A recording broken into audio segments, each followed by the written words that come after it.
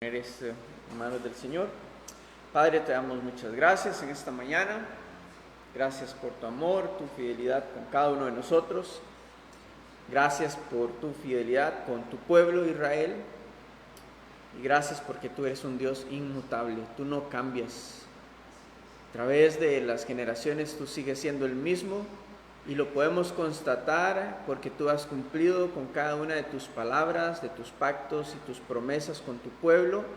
Y podemos verlo también realizado en cada una de nuestras vidas cuando vemos realizadas las promesas espirituales con las que nos has bendecido, Señor. Te damos toda la honra y toda la gloria a ti. Prepara nuestros corazones en esta mañana para recibir tu palabra. Padre, que sean tierra fértil, Señor, nuestros corazones, que nuestros pensamientos, Señor, sean llevados cautivos, Señor, a tu obediencia, para que todo aquello que no esté alineado a tu voluntad y que quiera distraernos, Señor, sea sometido a tu voluntad, sometido, Señor, a tu espíritu, y poder, Señor, tener todo el enfoque y la atención en lo que tú quieres hablarnos en esta mañana a través de tu palabra. Llénanos con la llenura de tu Espíritu Santo, por favor, Padre, en esta mañana, cada uno de nosotros, y aquellos que aún no han sido llenos de tu Espíritu, por favor, glorifícate, Señor. Te lo pedimos, Padre. Ponemos este tiempo en tus manos, en el nombre de Cristo Jesús oramos. Amén y amén. Muy bien, estamos en el capítulo 11 del libro de Romanos. Pablo está abarcando una sección desde el capítulo 9, 10 y 11 acerca de Israel. Está hablándole a la iglesia en Roma acerca de Israel, de su historia, los privilegios, beneficios que el Señor le ha dado a este pueblo, y cómo por causa de su rechazo al Mesías, por causa de su desobediencia, de su incredulidad, sus corazones se han endurecido de manera voluntaria, y el Señor así también les ha dado a ellos lo que ellos estaban pidiendo, básicamente no creer en el Mesías, no ver al Mesías reflejado en Jesús, o cumpliéndose la profecía del Mesías en Jesús. Entonces, Pablo está escribiendo estos capítulos primero para aclarar cómo ha sido el proceso de salvación a través de Jesús, y cómo a través de la misericordia de Dios, por la gracia, simplemente por la gracia, ha sido extendida esta bendición espiritual a los gentiles, o sea, a los no judíos. No que no estuviésemos dentro del plan de Dios, sino que la crucifixión de Jesús, la persecución de la iglesia, promovió que se extendiera aún más rápido el evangelio a tierras no judías, a tierras gentiles, y por lo tanto comenzó la difusión del evangelio alrededor de todo el mundo. Y gracias a eso es que hoy podemos tener el privilegio de gozar de una herencia espiritual a través del Mesías judío, del Salvador, porque la voluntad soberana de Dios escogió que fuese a través del pueblo de Israel, porque en él iba a traer salvación a toda la humanidad, a través del pueblo de Israel.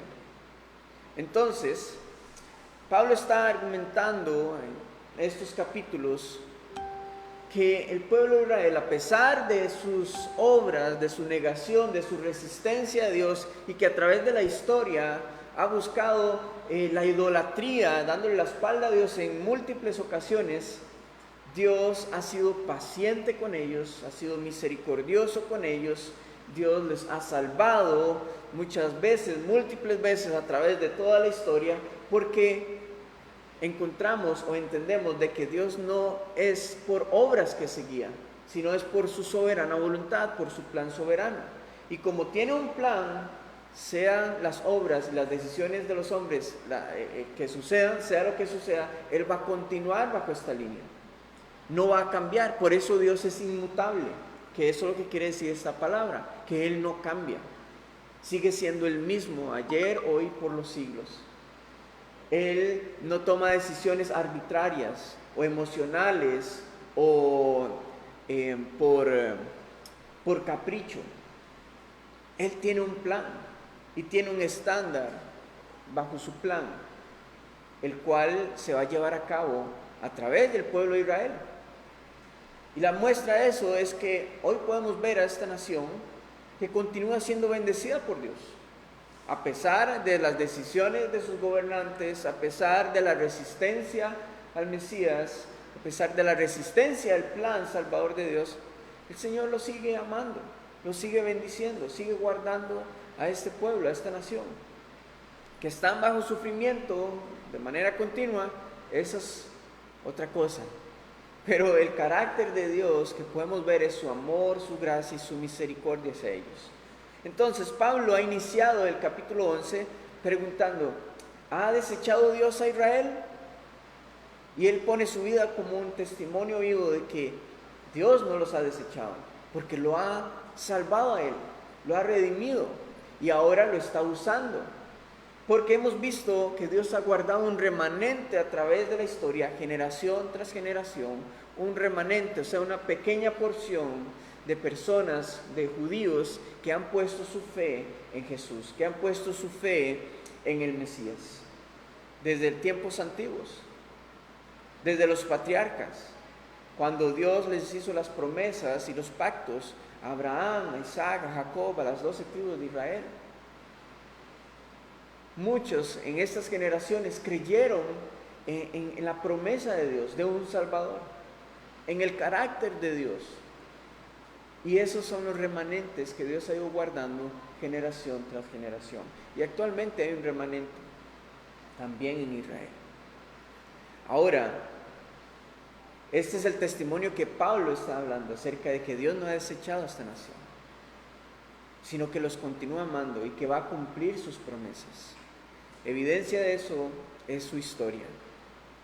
Pero hoy vamos a ver la restauración de Israel, una restauración completa como nación. Pablo va a hablarles, amarrando todo el tema, concluyendo todo este tema acerca de la nación de Israel y los gentiles. Va a amarrar y va a concluir de una manera hermosa la restauración de Israel. Anteriormente, en la sección antes de la que vamos a estudiar hoy, Pablo ilustraba, comparaba a Israel como el buen olivo, y esto fue lo que vimos la semana anterior. El buen olivo, y a los gentiles los comparó con el olivo silvestre. El buen olivo estaba nutrido, es quien tiene las promesas, quien tiene el buen alimento, las promesas espirituales y nacionales. El olivo silvestre simplemente ha venido a ser injertado dentro del buen olivo para que pueda absorber los beneficios espirituales del buen olivo, o sea, de la nación de Israel. Todas las promesas espirituales, por eso es que hoy podemos decir somos descendientes por la fe de Abraham. No físicamente, no en nuestra carne, pero sí por la fe. Y esas son las promesas que nosotros, como no judíos, absorbemos automáticamente al momento de recibir a Cristo Jesús como nuestro Señor y Salvador. Esa es la ilustración de que hemos sido injertados, de que recibimos los beneficios de la cruz, por gracia, no por merecimientos, sino por gracia, y por causa también de que los judíos han rechazado al Mesías. Dios nos ha usado para levantar un celo en contra de su pueblo, para que ellos respondan también y puedan recibir los beneficios de la cruz, los beneficios de la salvación. Pero hoy vamos a ver cómo Pablo ha llamado la atención de los gentiles para que no se enaltezcan de que ahora entonces somos privilegiados, más privilegiados que el pueblo judío. Pablo va a poner todo en su lugar, porque nadie merece nada de parte de Dios. Él lo ha dado todo por gracia, por misericordia. Por gracia y por misericordia. Y aquellos que han sido incrédulos, aquellos que están negando a Cristo, que han rehuido incluso la fe en Cristo, siendo judíos o gentiles, aquellos incluso líderes, pastores que se han alejado de la verdad, de la doctrina, de la verdad bíblica y han manipulado la escritura y se han vuelto a la apostasía, Dios es tan grande en misericordia que vimos en el versículo 24. Dice, porque si tú fuiste cortado del que por naturaleza es olivo silvestre y contra naturaleza fuiste injertado en el buen olivo, cuánto más estos que son las ramas naturales serán injertados en su propio olivo. Hablando de la gracia y la misericordia que Dios tiene con aquellos que le han negado. Dios es poderoso para volver a injertar, para volver a bendecir y para volver a tomar a aquellos que han huido de su fe, quien han vuelto su corazón a la incredulidad. Dios es poderoso para hacerlo. Y esta es su gracia, esa es su misericordia, sean judíos o gentiles, independientemente de sus obras. La gracia de Dios es sobreabundante. A partir de aquí vamos entonces a continuar con el versículo 25, en el capítulo 11 de Romanos. Vamos a ver el proceso de la restauración. Versículo 25, porque no quiero, hermanos, que ignoréis este misterio, para que no seáis arrogantes en cuanto a vosotros mismos, que ha acontecido a Israel endurecimiento en parte, hasta que haya entrado la plenitud de los gentiles, y luego todo Israel será salvo. Muy bien, Pablo nos dice en el versículo 25, está hablando a los gentiles, no ignoren este misterio.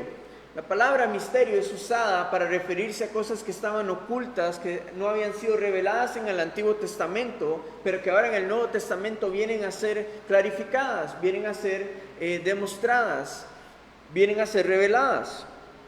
Entonces, las está llamando para que no ignoren acerca de este misterio. ¿Cuál? El que está hablando, está a punto de desarrollar Pablo a través de la Escritura. Dice, para que no seáis arrogantes, no ignoren lo que les voy a decir, para que no se enaltezcan ustedes, para que no sean arrogantes, básicamente para que no jueguen de vivos con el pueblo judío. Porque hay quienes piensan que ellos son Israel. Hay congregaciones donde se les dice, es que ahora los cristianos somos Israel, todos somos Israel. Y eso es mentira. Nosotros somos un pueblo adquirido por Dios, somos la iglesia de Dios, pero no somos Israel.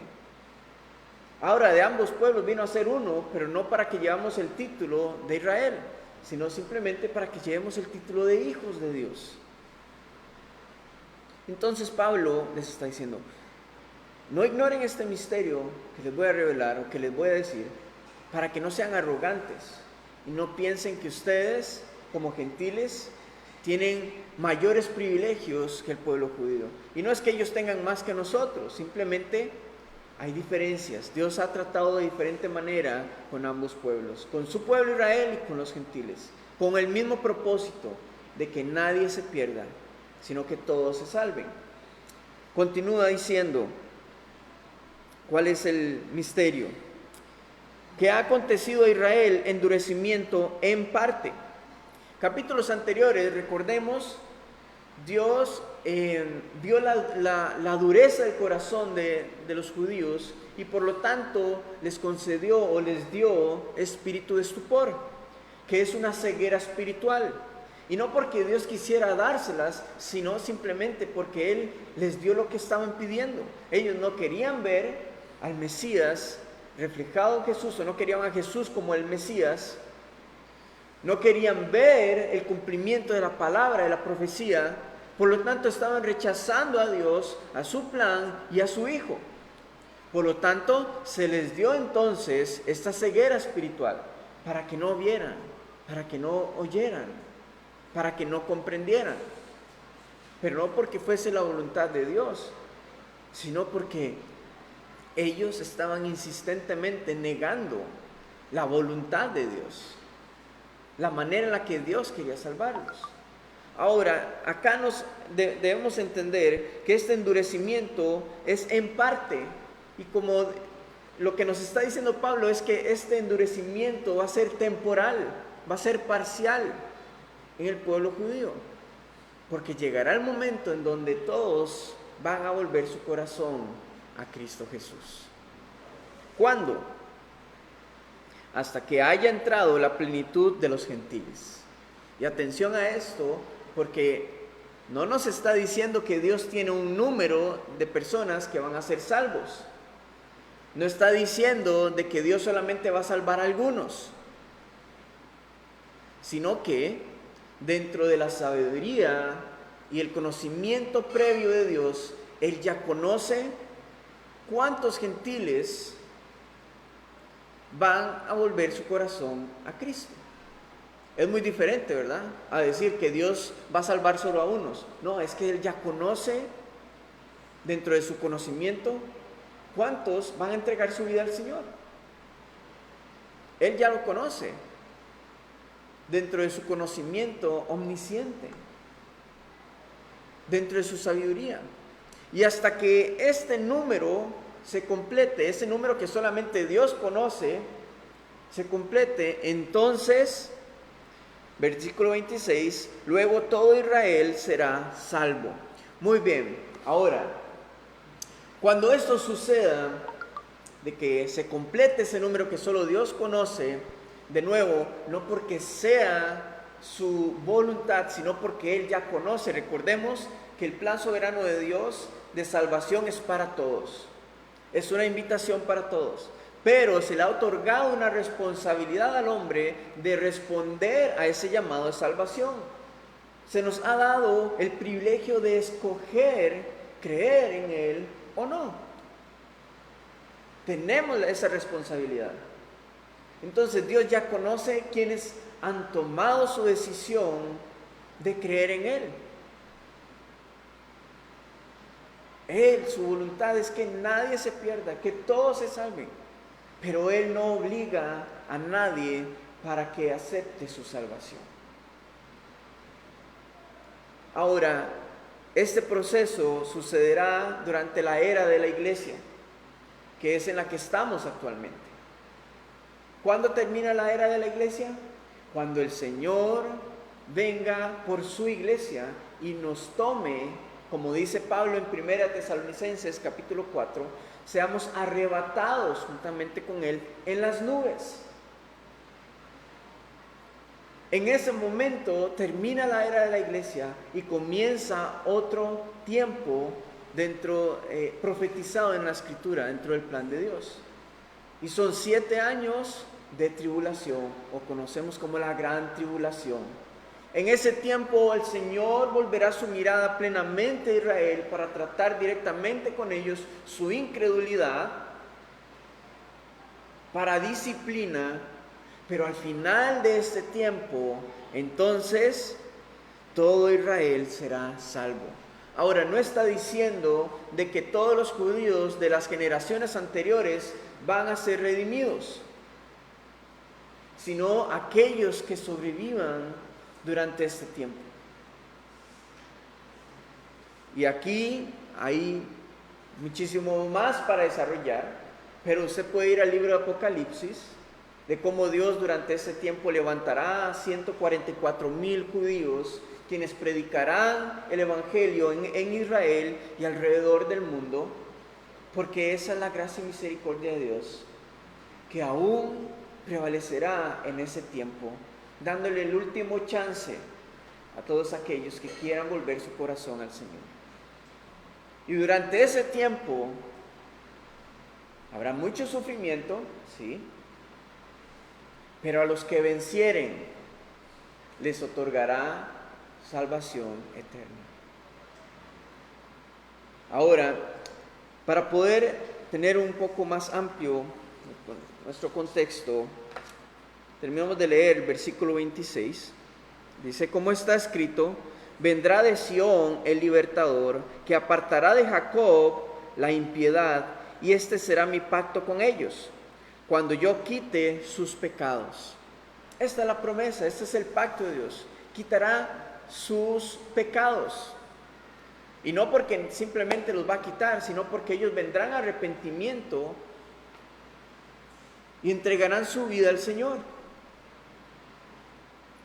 Para ampliar un poco más, vamos a ir al libro de Zacarías, capítulo 12.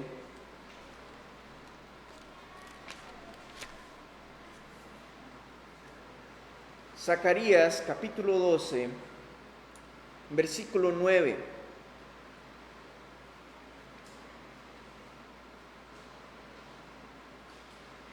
Acá el profeta nos está hablando acerca también de ese tiempo de restauración, de liberación de Israel.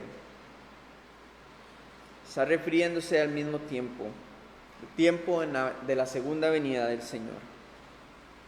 Zacarías 12, versículo 9 dice: y en aquel día yo procuraré destruir a todas las naciones que vinieren contra Jerusalén, y derramaré sobre la casa de David y sobre los moradores de Jerusalén espíritu de gracia y de oración.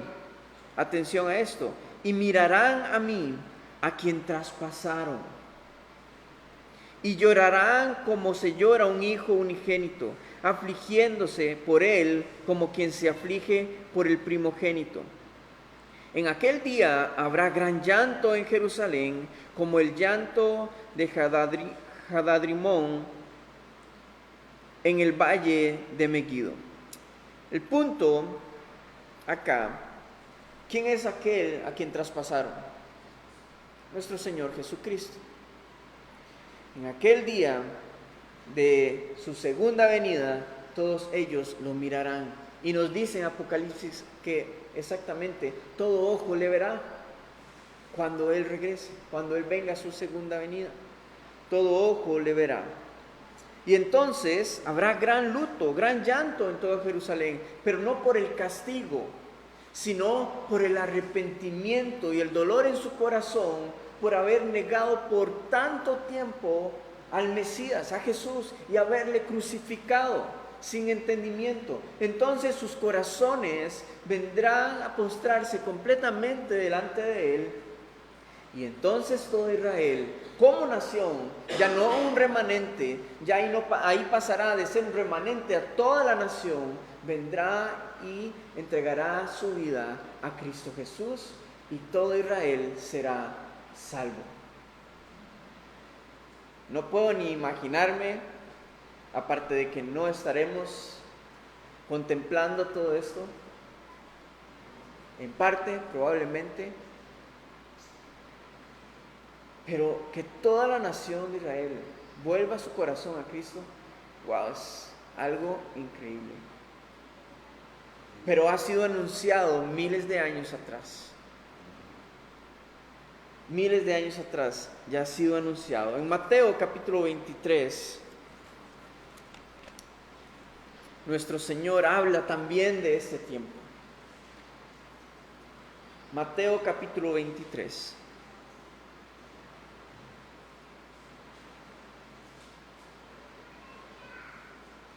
Versículo 37. Estas palabras del Señor es precisamente el momento en donde Él está entrando a Jerusalén, la última semana antes de ser entregado, antes de ser crucificado. Dice: Jerusalén, Jerusalén, que matas a los profetas y apedreas a los que te son enviados.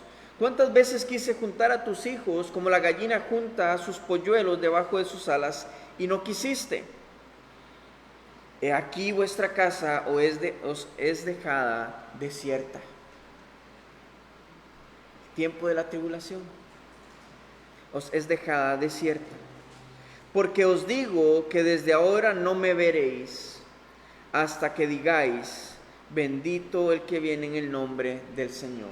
Aquel tiempo de luto y llanto en toda Jerusalén por ver al Mesías nuevamente y reconocerlo a Él como su Salvador. Y entonces ahí dirán: bendito el que viene en el nombre del Señor, en su segunda venida, donde serán todos salvos el pueblo judío. Gloria a Dios. Y muchos dirán y refutarán de por qué solamente Israel hará Dios esta obra. Es su voluntad soberana. Y no podemos refutarle nada al Señor, porque hoy tenemos el tiempo, hoy tenemos el chance para entregar nuestra vida a Cristo completamente. No hay por qué esperar hasta ese momento. Y durante el tiempo de la tribulación aún habrá un último chance, con mayor sufrimiento, eso sí, pero habrá un último chance. Entonces no hay nada que refutarle a la voluntad soberana de Dios. Debemos más bien tomar nuestra decisión hoy y dar los pasos hacia el arrepentimiento, entregar nuestra vida a Él completamente. Completamente. Regresando a nuestro texto y viendo todo el proceso de cómo sucederán las cosas, los tiempos, y esto, ¿sabe? Es hermoso poder contemplarlo, poder verlo, porque nos da un entendimiento más claro de quién es nuestro Dios. Él no cambia. Él va a permanecer fiel con su pueblo, no solo con la nación de Israel, sino también con su pueblo, con la iglesia. Por gracia, por misericordia. Entonces, esto se lo está diciendo a los gentiles. La nación de Israel será restaurada, de todas será salva. En aquel tiempo, los que sobrevivan durante ese tiempo, todos volverán su corazón al Señor. Versículo 28. Así que, o sea, está retomando, recuerden, esta palabra, así que, es una transición para retomar la idea principal que Pablo tiene acerca de que es por gracia que se nos ha dado a los gentiles la salvación, que se nos ha dado a los gentiles una herencia juntamente con el Señor. Así que, en cuanto al Evangelio, son enemigos por causa de vosotros, pero en cuanto a la elección, son amados por causa de los padres. Que Pablo les está aclarando a los gentiles es que por causa de la incredulidad del pueblo de Israel, de la mayoría del pueblo de Israel, por causa de su incredulidad en el Evangelio de Jesucristo, es que ahora ellos son hechos enemigos de Dios y por lo tanto nos ven como enemigos a todos los creyentes, seguidores de Cristo. Y recordemos, Pablo está refiriéndose a en toda aquella época en donde la iglesia estaba siendo perseguida.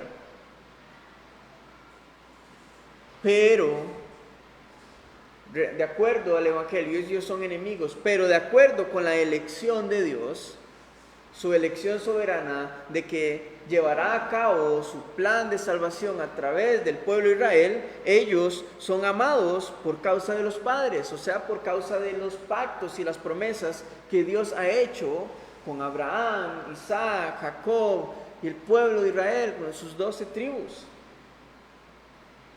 dando a entender de que Él va a permanecer fiel y va a cumplir sus palabras con esta nación, independientemente de sus obras. Versículo 29, porque irrevocables son los dones y el llamamiento de Dios. Los dones son regalos. Por lo tanto, Dios de nuevo está reafirmando que Él permanece fiel y nada va a sacarlo de cambiar su plan para Israel. Es irrevocable, no hay vuelta atrás. Este es su plan y va porque va a través de su pueblo. Le guste a quien le guste, le parezca a quien no le parezca. Este es su plan soberano. Y no como un dictador, sino por amor. Porque a todos nos ha dado y nos ha extendido misericordia. Y veamos la siguiente sección, versículo 30. Pues como vosotros también en otro tiempo erais desobedientes a Dios, pero ahora habéis alcanzado misericordia por la desobediencia de ellos, así también estos ahora han sido desobedientes, para que por la misericordia concedida a vosotros, ellos también alcancen misericordia. ¿Cuál es el vínculo que nos une con el pueblo judío? La misericordia de Dios. Y atención a lo que dice el versículo 32. Porque Dios sujetó a todos en desobediencia para tener misericordia de todos. ¿Qué quiere decir? De que todos estábamos destituidos de la gloria de Dios. Nadie merece el perdón de Dios. Todos estamos condenados a muerte por causa del pecado. Pero nos sujetó a todos en general a la maldición del pecado, para extendernos a todos misericordia y que nadie se jacte de sus propias obras, ni de sus fuerzas, ni de sus capacidades, sino que todo se centre en la misericordia reflejada a través de Jesús. Entonces, con esto está poniendo en su lugar tanto a los judíos como a los gentiles, porque todos han sido desobedientes. Todos han pecado, todos estaban destituidos de la gloria de Dios, pero para todos Dios les ha dado gracia sobreabundante y les ha dado misericordia. O sea, les ha dado el pago de lo que no le correspondía: su amor, su verdad, su misericordia y su gracia. Termina Pablo esta sección con algo que podríamos llamar una alabanza, una adoración al Señor, proclamando quién Él es, proclamando su carácter, su naturaleza. Versículo 33 dice: oh profundidad de las riquezas de la sabiduría y de la ciencia de Dios. Cuán insondables son sus juicios e inescrutables sus caminos. Dando a entender, ¿quién puede entender al Señor? ¿Quién puede descifrar sus caminos, su voluntad, por dónde nos está llevando? Sabemos cuál es nuestro destino, pero no sabemos por dónde el Señor nos va a ir guiando en medio del camino. Porque sus caminos son más altos que los nuestros, sus pensamientos más que los nuestros. Y lo más insensato de Dios es lo más sabio de los hombres. O sea, su sabiduría es inalcanzable por nosotros, porque es una sabiduría divina. Eso es lo que Pablo está diciendo. Cuán profundo es el conocimiento de Dios. O sea, es increíble. En los Salmos, el salmista dice: cuán profundos son tus pensamientos, tus maravillas. Si comienzo a enumerarlas, no podría contarlas. Es algo muy profundo para nosotros. No podemos alcanzar el conocimiento de nuestro Señor, pero podemos ver el reflejo de ello, que es su gracia, es su misericordia, es su amor. Él no cambia, Él está en todo lugar, Él tiene el conocimiento previo de todas las cosas. Él es un Dios grande, es un Dios temible. Y esto es lo que debería provocar en nosotros: un temor, no de miedo, de terror, sino un temor de rendición a Él, de rendición completamente, de admiración, de wow, no encuentro las palabras, pero como la reacción que tenían en el Antiguo Testamento aquellos quienes venían delante de Dios, que no podían ni levantar su rostro, que derramaban su vida y su corazón completamente a Él, al comprender o al tratar de comprender cuán grande es su sabiduría. Versículo 24. Porque ¿quién entendió la mente del Señor? Nadie. ¿O quién fue su consejero? Bueno, muchas veces nosotros, ¿verdad? No, Dios, yo creo que podrías hacerlo de esta manera o de esto otro. Podrías hacerlo así, ¿no? Mi vida, yo creo que esto es lo que a mí me funciona. Yo quisiera esto. Muchas veces jugamos de consejeros a nuestro Dios, pero realmente, ¿quién podrá aconsejarlo? Él es nuestro creador. Versículo 35. ¿O quién le dio a él primero para que le fuese recompensado? Dando a entender de que Dios no está en deuda con ninguno de nosotros, como para que estemos exigiéndole que Él cumpla nuestras peticiones, nuestros deseos, aunque sean buenas intenciones. ¿Quién lo hace a Él deudor de nosotros? Nadie. Lo que Pablo está buscando plasmar acá es que cualquier argumento que pueda nacer en nuestro corazón o nuestro entendimiento para venir delante de Dios y decirle, Señor, pero es que no, Él está tirando abajo cualquier argumento entre los gentiles y entre los judíos. ¿Por qué? Versículo 36, porque de Él y por Él y para Él son todas las cosas. Todo es por Él, para Él, todo es de Él, no es ni del pueblo judío, no es ni de los gentiles, ni de la nación de Israel. No fue por ellos, no fue por nosotros, es porque su soberana voluntad así lo ha decidido, para que a Él sea la gloria por los siglos. Amén. Todo este plan, Él lo ha diseñado para que toda la gloria sea para Él. Y no dependa de las circunstancias humanas, sino que todo depende y esté sujeto a Él, para el deleite de su gloria. Hemos sido creados para el deleite de su gloria. No para nuestro propio deleite, ni para el deleite de la nación de Israel. Todo ha sido para Él, porque todo se centra en Él y está sujeto en Él.